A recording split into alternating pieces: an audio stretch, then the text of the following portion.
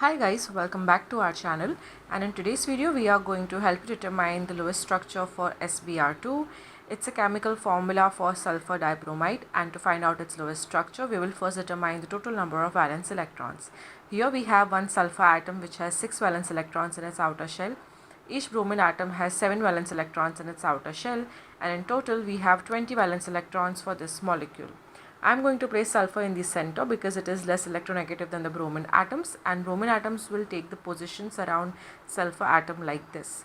To show a bond between these atoms, I am going to place a pair of electrons between sulfur and bromine atoms. Doing that, we will be using up 4 out of 20 valence electrons. Now I am going to place 6 valence electrons around this bromine atom, 2, 4, 6, and 6 around this bromine atom. So we have used up 12 plus 4, 16, and we are left with 4 more electrons, and these electrons will be placed on the sulfur atom so that even sulfur atom can have a complete octet. Hence this is the Lewis structure of SBr2, in which all these atoms have complete octets and there is a single bond formed between bromine and sulfur atom. So I hope this video helps you to understand that, and for more such videos on Lewis structure, molecular geometry, polarity of the molecules, make sure to subscribe to our channel, and thanks for watching.